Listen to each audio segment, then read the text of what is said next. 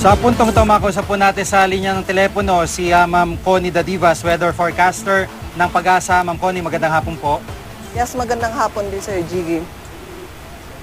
Opo, at kumusta po ang status nitong si Bagyong Yolanda? Sa kasalukuyan, ang Bagyong Yolanda ay nasa layong 540 kilometers, timog silangan ng Giwan, Eastern Samar.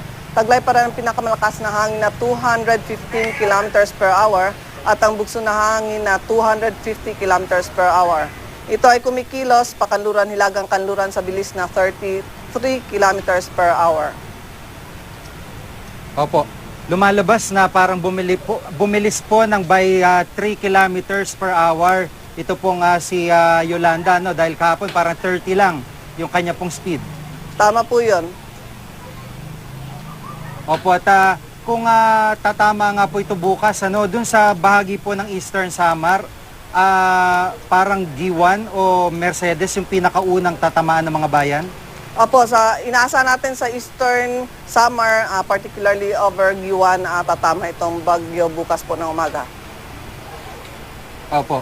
Wala ho bang senyales na humihina ito o meron hong tsansa na lumihis po ng direksyon?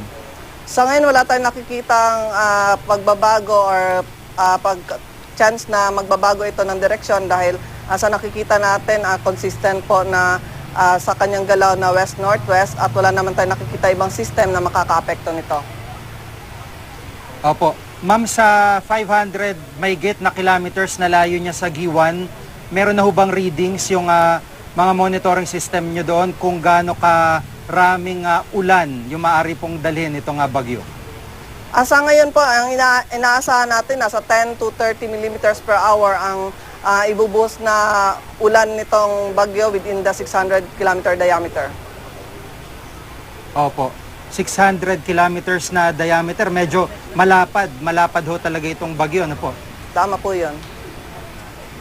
Opo. At yung pong kanyang bugso, halos kapareho din nung 200 kilometers mahigit din, ano po? Opo, nasa 250 kilometers per hour yung pagbugso nitong bagyong Yolanda.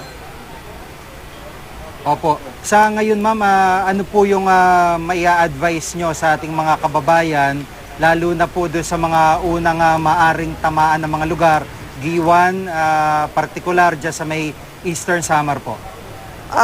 Patuloy lang po natin subaybayan ang update ng Pag-asa at sana yung mga local government natin gumawa na po sila ng aksyon para po mailikas yung mga kababayan natin na siguradong maapektuhan o dadaanan ng bagyong Yolanda.